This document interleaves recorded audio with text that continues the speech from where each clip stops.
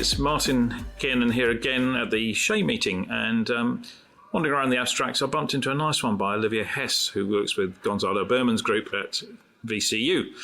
So, do you want to tell me a bit about this abstract? Can you explain what the technology is that you're actually assessing? Yeah, absolutely. Yeah. So it's a hand hygiene technology.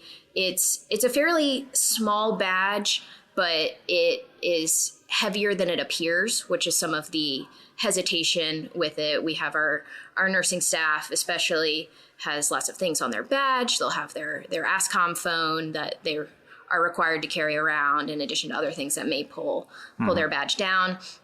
And so that's part of the hesitation. But it is just a hand hygiene technology badge. And so it works. Yeah, I was going to say, how does it work? Yeah, absolutely. It works through a Bluetooth mechanism. So we have these sensors in the sanitizer and soap dispensers. So sanitizer dispensers outside of a patient room. Yeah. And then there's also a soap dispenser by the sink in the patient room. Both of those have sensors. And then there is also a beacon on the patient bed. So it's a fairly small radius outside the room for the dispenser. So you have to get pretty up close and personal to this dispenser and push in pretty deeply to get one full push, and your badge will communicate to the sensor and they'll kind of match up and talk to each other. And then you'll move into the patient room, and the beacon under the patient bed will then talk to your badge and say, hey, did you do hand hygiene before you came in here? Okay. And so that's how we end up collecting the data of, was an opportunity missed, or did you do a good job? Okay. It's not one of these systems that flags up to the staff member and the patient that you haven't done hand hygiene, is it? Because there are some of those. It does. So it has a light system on it. Yeah. And then it also has a sound system. Okay. But some things I've heard from colleagues that, I'm not on the direct patient care side. I'm a PH candidate. Yeah. But for some of my colleagues, they say, oh, well, if we're in the ICU, there are so many noises and so many dings and chirps going on. Yeah. It's difficult to differentiate between, is this my badge or is this something else? Because your focus in that time is obviously the patient. Yeah. Who's not going to hear or see it either. Correct. Because they're nice to you. Correct. Okay. So we distributed a 37 question Likert scale survey to 5 distinct nursing units. The way we did this, it was a red cap survey. So we emailed the link directly to nursing leadership of these units, who then disseminated that to their staff. But we always know that that's not quite going to capture everybody. So we also printed these red cap surveys. You can create a QR code for them. So we printed those out on sort of a flyer, you could say, and went directly to these units. QR codes are so good, aren't they? They're great. Make it so easy. So we went directly to these units and said, we went to their 7 a.m. nursing huddles and their 7 p.m. nursing huddles, varying. So we got, different groups of people periodically. And we said, hey, we're with infection prevention. Of course, you get a little groan there. And then we say, please fill out a survey. And you found variation in who was felt very strongly about the technology. The people that felt very strongly wanted to tell you about it right then and there. Okay, so you were asking the staff about their attitude to this. So let's have some results then. Yeah, absolutely. So we kind of set out this table and focused on some of the most interesting results. So a lot of people find it annoying. A lot of people simply don't like it. So we had one question, I like the hand hygiene technology, and our options were agree, disagree, neither agree nor disagree. And for individuals responding, I like this tech, the majority of people disagreed. They do not like it. We also had one about distrust. So basically saying, I believe this technology is accurately collecting these instances. A lot of people disagree that it's appropriately doing its job. Is that because they don't like the results it gives them? Does it show hand hygiene is less than the 300,000% that everybody always claims? Yeah. Right, exactly. And that could be part of it. There is a big part of a fear component as well, that people believe this data will be used against them if their hand hygiene opportunities or their compliance seem to be less than optimal. There's fear that will be disseminated to upper management, and that will lead to the loss of a job or salary cuts or I mean, are the data individualized at the moment? Do they know particular staff members aren't, or do they bulk the data and just say that unit, the compliance is not as good as this unit? How does the feedback go? From an infection prevention side, we are able to see the direct data.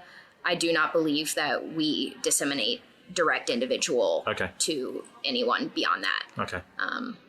So that fear would be unfounded, even though they think somebody might be doing it. Correct. Yeah. Okay. Correct. And a lot of people I actually talked to during the abstract session who have not the same system, but similar hand hygiene tech systems, their health system employees have the same fear, but they do it very similar that we do it, where there's essentially one person that has that account for that technology, where they're able to go in and sort by department, sort by unit, sort by specialty, nurses versus physicians versus pharmacists.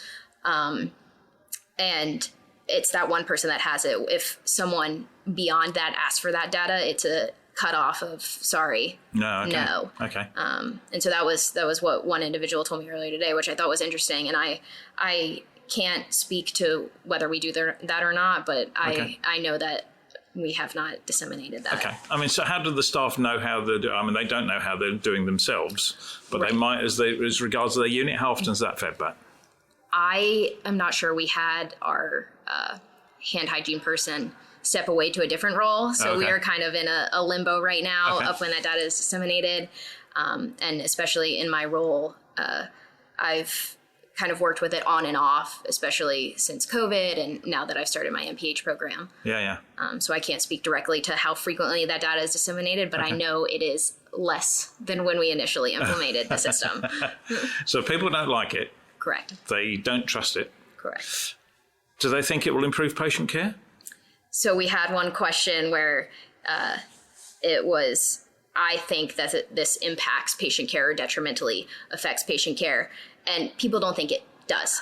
They don't think it affects their patient care at all. It's just another thing that's on their badge. Okay. But all the other components of, I don't like it, I find it annoying, overwhelm the kind of neutral component that it is meant to be. Yeah. And so I think that's where we kind of get into our issue, where the negative overwhelms the neutral. Overwhelms, doesn't it? Yeah. Absolutely. I mean, looking at every single question on your poster was negative connotations. So there's hardly anything in favour of it. Right. So hearts and minds have not been won. Where do you think you can go with it? How do you think things can be improved? That's a great question. And it's one that I think a lot of us with this technology in our various systems are trying to combat. And it may be something where we need to pivot and switch to a different technology. We've seen each year the capacity for technology essentially quadruples at least.